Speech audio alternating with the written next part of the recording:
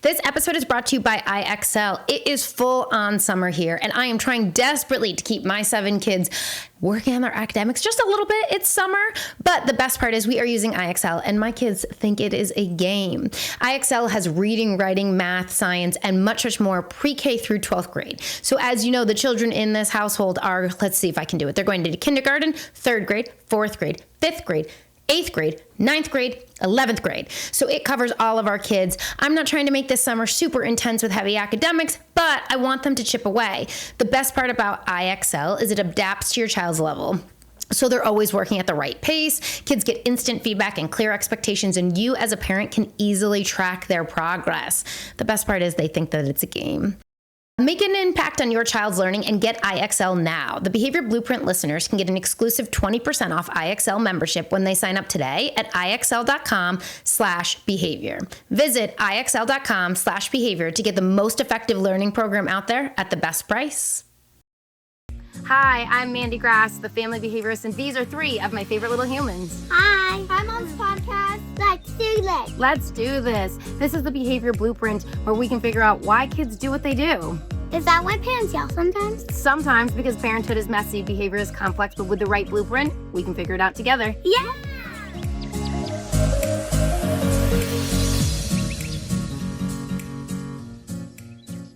Hi, everybody, and welcome back to the Behavior Blueprint podcast. I have a very special guest this week. My sister is here. So we are talking emotional regulation. We're going to talk about our childhood, run our parents over with the bus, talk about our own parenting struggles with emotional regulation. And beyond just being my sister, her name's Tiffany. I don't know if I've even said your name yet. Tiff, my sister Tiff. I have 2 sisters. This is my sister Tiff. And so she currently lives in England. Mm-hmm. Her husband is British. They met over here, and then they lived in England for many years. And then they came back over here, lived an hour away from me, and that was wonderful. And then they moved back to England. But Tiff has a strong background in scientific journalism. Mm-hmm. She's also incredibly smart. She's very, very, very smart. She's a very talented writer. And so if I can ever get her on page with anything, then I know I'm doing something right. So throughout the years of doing all of this, we've talked obviously a lot about behavior. She has 2 young kids as well. So first of all, welcome. Second of all, can you tell everybody a little bit about your background in scientific journalism? Sure. Yeah. So I have been in journalism for a really long time. I initially started working for small local newspapers, and then I went back and got a master's in journalism, sort of focused on public health. And thereafter, I've been in science journalism. And for the biggest stretch of my career, I worked at New Scientist magazine, which is a fantastic British-based magazine. I will plug that now. I don't work there anymore, but they've got a brilliant team of journalists there. And it's all sort of really rigorous, diligent reporting, but all kind of explained in a really accessible way. So it takes, the biggest ideas from incomprehensible physics to the cutting edge, what's happening in biomedical research, and makes it sort of so that you can get your head around it. But my beat in journalism has always been health and medicine, and then a little bit into psychology as well. So yeah, that's kind of my background. And now I work at a publication sort of specifically for doctors. So I'm trying to make sure that I'm not totally out of my depth there and covering stuff in a way that is helpful and useful for them. So yeah, that's my background, I guess. But the reason I think that's so important is because you are always up on the latest research. So if Tiff and I dive into topics about ADHD or neurodiversity, Tiff will be like, well, this is what the latest article has said. And if we talk obviously I've shared that Lola's medicated. Tiff is like, this is what the data is saying. So it brings a very cool lens to what we observe anecdotally and then what also the research is saying. Also, correct me if I'm wrong, I might get this wrong. James is a biomedical engineer. So he is, he's a research scientist, and specifically his, the stuff that he studied was MR physics. So the physics behind how certain biomedical imaging works. And then now he's sort of applying that understanding to AI tools with like drug development and that type of stuff. So anyway, but like, yeah, he's a research scientist. The two of them are incredibly, incredibly smart. So like I said, there's a lot of intelligence in our family, and Tiff is the smartest one by a long shot. My brother likes to be like, well, you're bad at math. I'm like, her bad at math is still better than our good at math. So, but a cool thing that has like developed in our relationship as we've grown into adults and like is my field and your field is like you understanding like the behavior principles. And I'm like, oh my God, if Tiff agrees with it or is like, hey, this makes sense. I'm like, I'm onto something. It's been so helpful. Like, you know, I think also like what you just said about like intelligence in the family, like I would disagree. I think it's very evenly distributed, and I think like it's just like we have different areas of expertise and specialty. And I think like you're so good at this stuff, and like your ability to, I don't know, like you gave me a completely different way of thinking about, you know, what the why of my kid's behavior, and sort of try and I also think like that you live it. So I feel like your advice is so real and applicable, and it helps kind of break things down, and then like have this underlying understanding has been so useful. So yeah, I'd say that I'm like, here's why. I'm like, now Tiff, you go do all the research and tell me if it makes sense. So that's a little bit of our background. So we are 2 of 4. So Tiff and I are the middles. And we have an older sister and a younger brother. And, you know, this month of July is about emotional regulation. So we're going to talk about ourselves as parents, and we're going to talk about a little bit about our childhood. So Tiff and I, we went out to dinner with the kids yesterday, and we started to talk about it in the car. And I was like, we got to save this for the podcast. Because I think there's a lot of stuff about moms and emotional regulation. I have a big thing prior to getting divorced. My ex-husband would be like, you lose it with the kids too. And my argument at the time would be like, right. But the proportion of time that I spend with them, like the amount of time I'm losing it is significantly less. If you're spending far less time with them and you're losing it, it's not comparable, which is probably just mental gymnastics to rationalize my own lack of emotional regulation. So one thing you and I started to talk about, and I'm curious your thoughts on, is emotional regulation inherited or taught?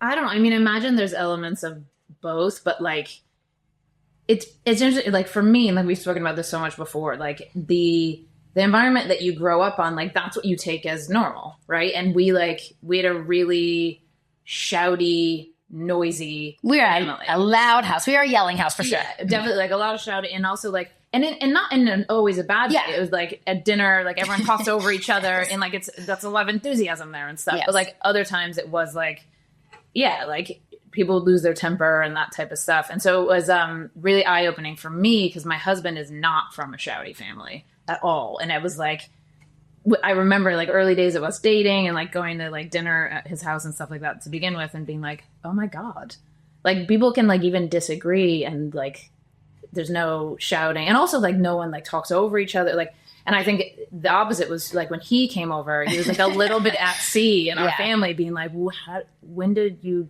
get a word in? Like, how do you enter the conversation and stuff? So I think, I don't know. So I think like I guess it kind of going back to your question, which was like, is it learned or is it, you know, innate or whatever?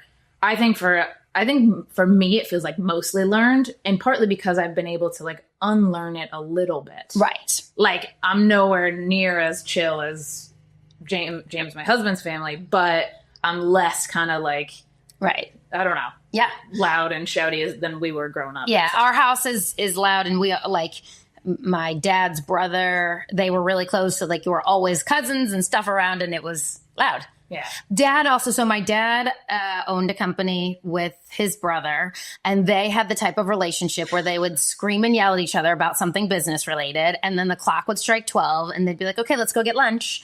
And so that's a big thing, you know, learning about repair as a big thing in my parenting journey, because that was very normalized in Dad's family. Yeah. And to give Dad credit, you know, you and I were talking about like our childhood. I think his childhood, you know, our dad coached a lot, even if he wasn't proficient at the sport he coached in. There was no barrier. Thank God YouTube didn't exist back then. He had like cassettes, like he would learn the sport. He knows we just played tennis yesterday, me. Tiff, Jerry, and my dad. So Jerry played tennis in high school and college. Tiff has been taking tennis lessons. My dad also takes tennis lessons, but like they were both coaching. Both of us were. Yeah, oh my it was God. a lot. Yeah. But so my dad was very, very involved, and I was thinking about it this morning on my ride. His parents weren't. His parents didn't even go to his like championship wrestling. He won. He was like a really, really good wrestler. Yeah. His parents weren't even there at like the biggest. And he called his dad when he got second place at like some state tournament or whatever. And his dad, the only thing his dad said was, "Who beat you?" And so as critical as I am about dad, which he's aware, we criticize him to his face. He also, he never did that. Yeah. He's come a long way from, so anyway, that generational It's funny too, stuff. that, like the idea of like generational overcorrection, I guess. I mean, I wouldn't say it's like overcorrecting, but like from his parents not being involved at all, like he was there. He was always there. Like he coached everything. He was... he had to kick a big wall built in the backyard to like the size of a soccer goal so we could like go practice. He was always taking out in the yard to like catch pop flies. Always invested that time and stuff. And he was at everything, and I think he'd go back and do work after we'd gone to bed and stuff. So yes, very, very involved. Okay, so what are some things you struggle with emotional regulation as a parent? I only say that because this is like the third episode this month, so we've shared all of my struggles. What are some things that are particularly triggering for you? I think I have my older son is 11. He's very like logically minded, and he's like, my husband jokes that we're like very similar and that we're both very stubborn. So we get into it. And I think of you often when you're like, put down the rope or whatever. Yes. Because we will, but I don't do it. I dig my heels in and I'm like, you do this. And he's like, no. And like, it goes like that. And especially like this, like my boys too have not at all learned like how their emotions are affected, or like how their whole outlook is affected when they're hangry. Yes. I'm just like, learn your body a little bit, like have a snack and then we can talk. And so like, I just, last week I got into like a standoff with Tommy because he's like, he was starving and like wanted to do this thing first. And I was like, have a snack first, then do the thing. And he was like, I'll do the thing, then have the snack. And like, I wouldn't let in and I wouldn't let go and he wouldn't. And finally I was like, what am I trying to achieve here? So finally I was like, all right, do it whatever way you want to do it. Or is it like, fine, do the thing and then have the snack. And then finally he like ate something, it like hit. And then like, his like entire like demeanor changes. And I was like, oh yeah, sorry about that. I guess I was hungry. Right. And I'm like, why was I digging my heels into like force the snack? But this is the type of thing that I get stuck in a lot. Well, I will give one caveat. So, and I talked about this the other day, like the most behavior analytic principle sometimes doesn't work. So for example, I don't even know if I told you the story, but Parker cut her own hair. I had said yes to a haircut, but it wasn't immediate enough. So she went and cut her own hair. And I was like, wait, trying to put my behavior analyst hat on. I was like, the function was access. I said yes to access, but it wasn't immediate, right?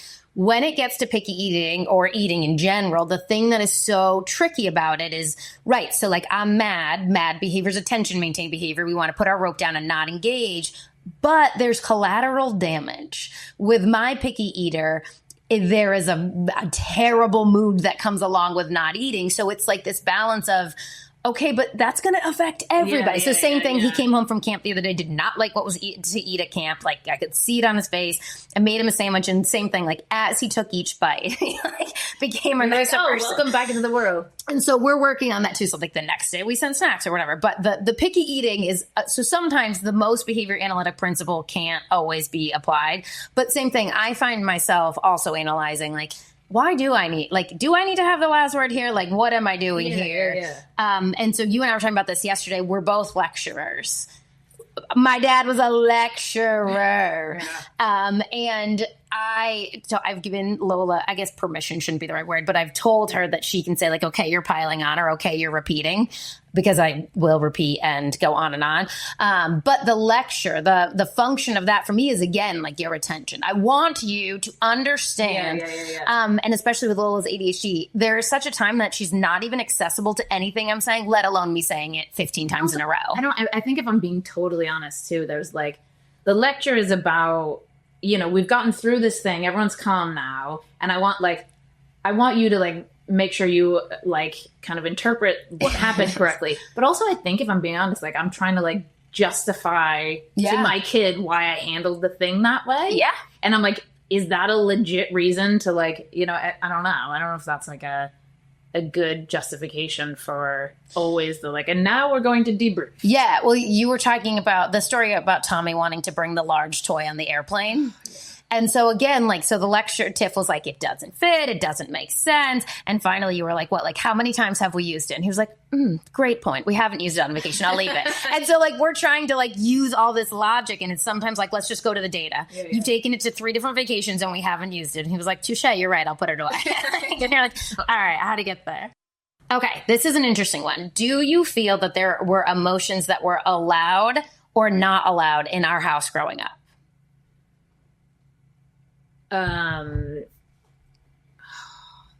That's a tricky one. Yeah. There is a go-to emotion in our family of anger. Anger is the go-to. Yeah. I don't feel like there were emotions that weren't allowed, but anger was the one that occurred the most frequently. Yeah. I'm trying to think, like, I don't know if it wasn't,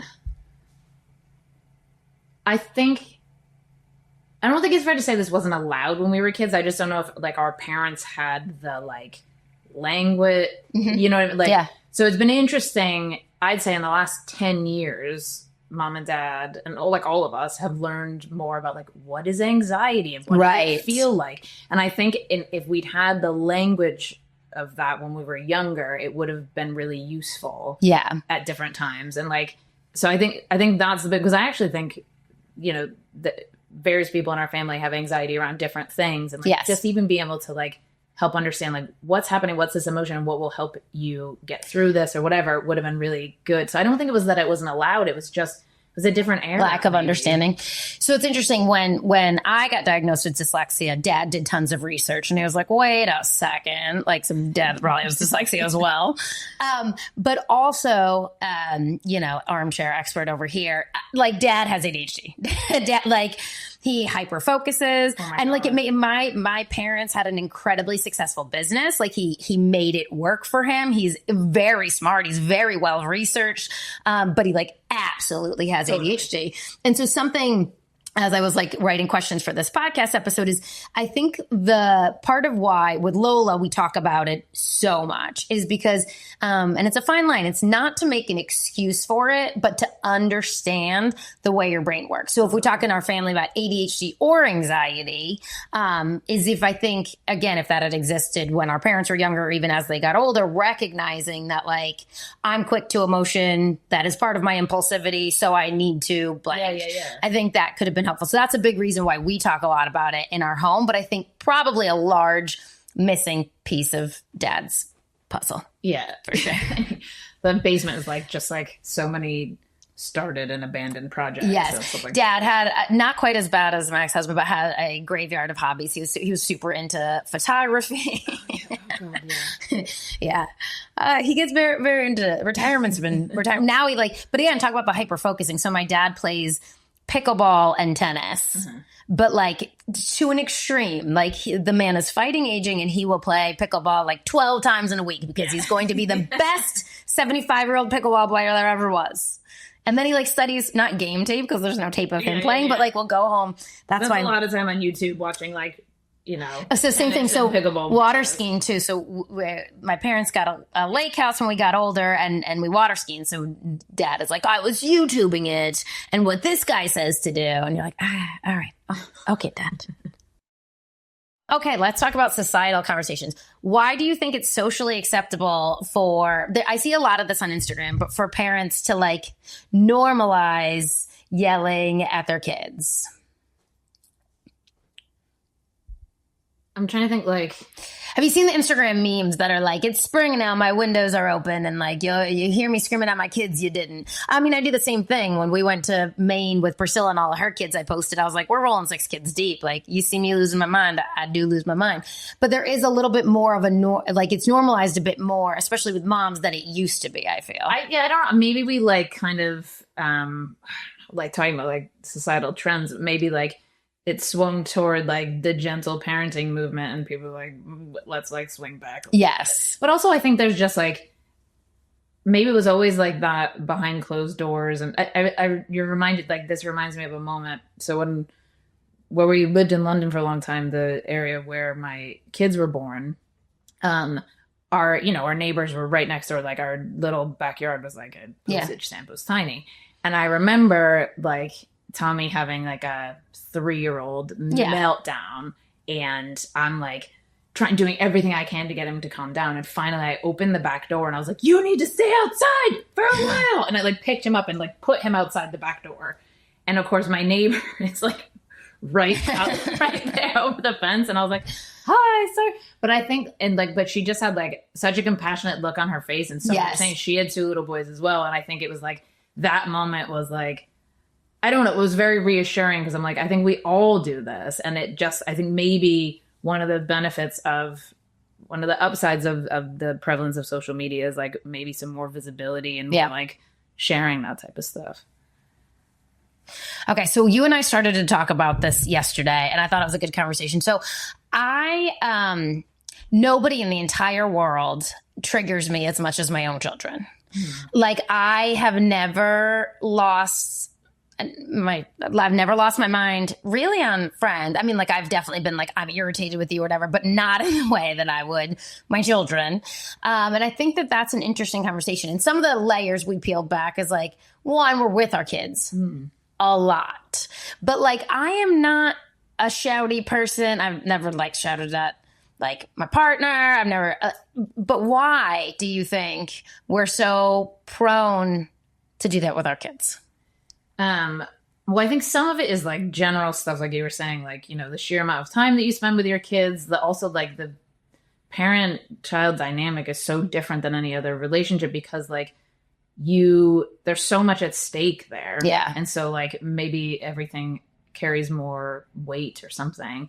And then also like, I mean, for us personally, I wonder if it's like, that was how things went in our household. Yeah. Do you know what I mean? Like when you get to that point, though, I think a lot about, you talk about function of behavior, like what's the point of the yelling? Mm-hmm. To escape their behavior. Exactly. And it's also like, or it's like a release for me. Right. But it's not going to get the outcome that I want. It's not going to make them do something different. Right. Like I try, and having that in mind, it's not to say that I don't do it. Yeah. Like, then I'm like, this is nowhere near going to solve this problem. Right. So like, if that's what I'm doing it for, then take a beat. And then I've tried, one thing that I've gotten better about is like, when I am starting to lose my mind, is just like absenting myself, like I'll go in the other room and like be like, oh, and then come back when I have a minute instead. But yeah, I think I don't know how much of that is universal. Like maybe everybody feels that way, and then like maybe it's a little bit extra spicy on top for us because that's how we grew up. All right. So one of the big conversations that we have a lot in the club, which you can find on my website, but is that guilt conversation. So I don't know that we have talked about this, but the guilt when you lose your cool. So like I lost my cool when Parker cut her own hair, and there's varying degrees. So Tiff and I also started a shared note a couple months ago, and we were like, we are going to rate ourselves on staying regulated.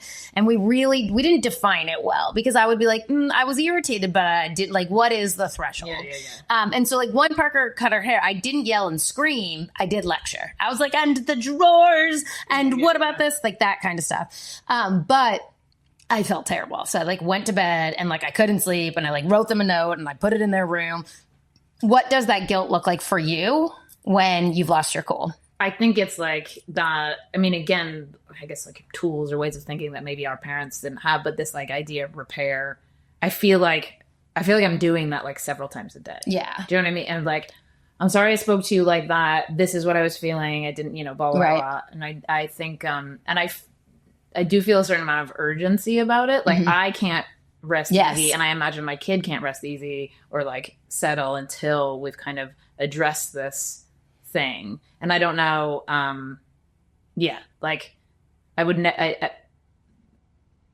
that's really important to me. And maybe it's partly driven by sort of guilt. I mean, definitely it's driven in part by guilt, of like not wanting them to feel bad, and also like not wanting to sit with that feeling for too long. Yeah. And I think that's a big, like, we were a move on kind of family. Yeah. I don't think we ever even like went back to, even if like said done something super egregious. Ironically, I will say the bigger the thing was, the calmer dad was. Right. Yeah. So like if you genuinely like crashed your car, I don't know, he wouldn't like totally lose it. But if you, I know something smaller. That's really true. Yeah. It's like he like found this like, so you know reservoir. What I kind of think it's an ADHD thing because I don't know, like diagnosing him, but Lola's the same way. So like Lola once got rocketed off a quad and like stood up and was like, I'm okay. But if Lola stubs her toe, it's like, my toe. And so I'm like, this is crazy. Like you have panic over these little things. And so that's what I would relate it to dad. But I do think there's a bit of panic that then manifests as like a little bit of anger.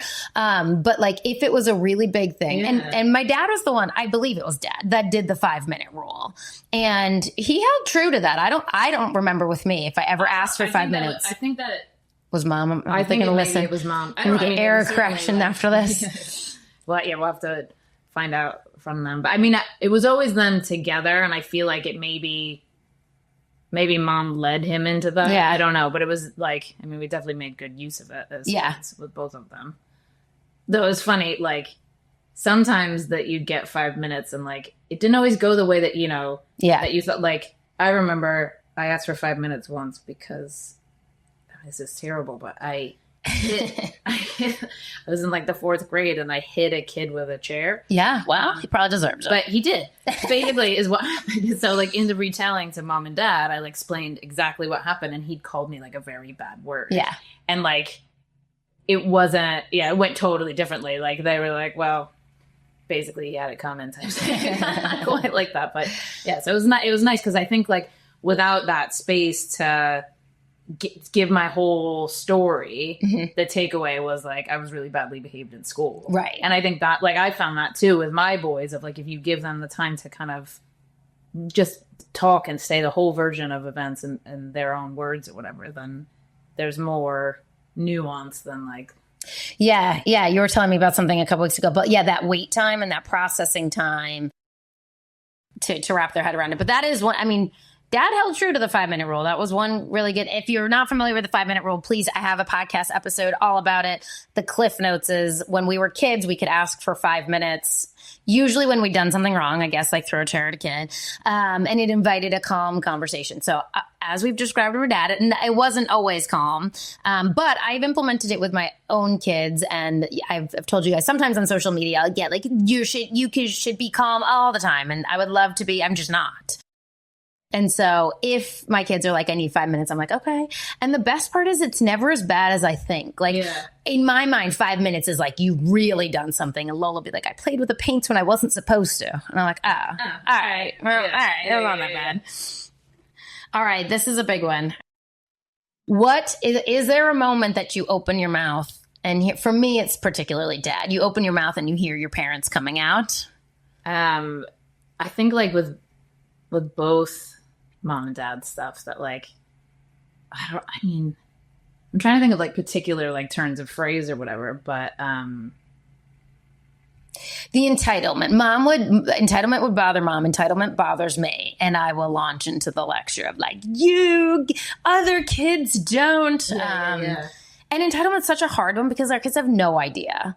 But yeah, when you've done we had this the other day, like when we've like gone to the beach and gone to the pool and gotten ice cream and gone out to dinner and they like cop an attitude or they're like, we can't go swimming again. And I'm like, what do you mean? Yes. I think there's like, it's more the canned phrases that you're like, holy shit, I just said that. Like, I don't know. I can't now. Of course, I can't think of any right now. I don't know that. I just feel dead. Like I open my mouth and I've like the harsh response. I think is a bit of dad. I feel like it's more like I feel like I become mom more in the like, but not even like things that I say, but like things that like. And we've spoken about this before. Like if you're going away, I'm like, my house needs to be clean before I leave because I don't want to come back to a mess. Like all these things that like when I was a kid, I'd be like, oh, mom, who cares? And now like, I need that. Completely agree. Okay. What is one thing you're trying to do differently than what we experienced growing up? I mean, kind of been the theme here, but Emotions. I don't want it to be so shouty. And I don't want to like lose my temper. Yeah. And sort of, I think I've gotten much better about that. Also food. I mean, our parents were wonderful. We did not have great food. I mean, to be fair to Dad's a picky eater. to be fair to Mom, I think she was like doing okay, and then Dad was like, he lives on like black coffee and like cheese balls. Yeah, my dad eats so my dad and my picky eater are like bonded at the hip. They're like, let's crush a gallon of milk. I'm like, okay, guys, okay. Yeah. If our kids grow up to be parents someday, what's something you hope they'll remember about how emotions were handled in your home? I think, I don't know, that like we were there to listen. Maybe like that, like the 5-minute rule existed, or like we always have like, I feel like we have like big bedtime chats about stuff that happened. And I know this like really common to kids, but that's certainly like when my two will like suddenly come out with like big stories from the day, and like just having been there and listened and all of that. Yeah, I don't know. Yeah. I wonder, and I think we've talked about this before, I wonder I do think our house was shouty, but I also wonder about like perception versus reality. Were those moments just so big? Yeah. Like that sticks out in my head? Because like to be fair, that wasn't like, it was absolutely not an everyday or every week occurrence. Christmas time, every December, Dad would lose his mind. Yeah. I think there's a lot of pressure there. I think Dad needs therapy about that. But I think that's actually a really, really fair point, because those are just like really salient. And I think actually the day to day, it wasn't really like that. But when it happened, it felt like so big that those are the things that stick out in your memory. Yeah. And also like, can you undo that, or can you not undo it, but like, I hope the good outweighs the bad. And again, for like Dad and Mom, obviously were our phenomenal parents, and they taught us all to ski, and Dad brought us skiing every weekend, and like they were incredibly hands-on parents, and did everything. And, we both went to prep school, and they would schlep all over the state to every game. And I remember coming up and seeing me at college, and to you, they go to all your award ceremonies for all your academic awards. That was not something they needed to attend for me. But they were absolutely phenomenal parents. And I just wonder, how big was that? And hopefully I'm not repeating that. One thing we're really working on, and in terms of a blended family, is getting my kids to speak up. Mm. So I don't know that I would have ever said to Dad, like, I don't like the way that you talked to me. Mm. And that's something I've talked about this a bit with Parker. I think I said one time, Jerry he's not a yeller, but he has a very direct tone. And like one time Lola took, she has ADHD. It was a tape measure, and was like, where does this thing end? And of course, like broke it. And Jerry was like, why did you do that? I was like, she doesn't know, like whatever. So working on Lola saying, I don't like that you did that. So a couple weeks ago, Jerry was like, why are you eating? We're about to have dinner. And she was like beside herself. I was like, you can write him a note. And then he told me, I wasn't here the other day, she and Marley were going back and forth. And he was like, Park, it's not a big deal. Leave it alone. And she came up to him and was like, Jerry, I don't like the way you spoke to me. I was like, all right, we're doing it. They will say that to me, and they will write me lengthy notes about, whatever I did wrong. So that's one thing that I think, like, even though we're talking about, maybe the anger in our family and all that type of stuff, one thing that I, being in my 40s now or whatever, that I'm trying to like, I feel like I have more and more compassion for Mom and Dad. Yeah. Because I realized like they were going through the same stuff that I'm going through, and they were making it up as they went along. Yeah. They didn't know what they were doing in the same way. I don't know what I'm doing. Right. And so like, I hope that my kids will have that compassion for me eventually, and like realize like we were trying our best. I sometimes say to Mom, this is a little dark humor, but I sometimes say to her, like, listen, by the time I'm your age and I realize what you see, you're like, so just know now that, I'll let you know when I realize your perspective at that point. One thing that I will say, I remember like, and this is ahead of me, right? Like you have teens now in your bigger family. But I'm still like, that's still ahead of me. And I think like those are some scary years ahead. And I remember mom, and I've told my boys this story is like a really nice one for mom. They got so hung up on the like technology. I'll come back to that. But like I got in this like epic fight with mom and dad. I don't remember about what. Right.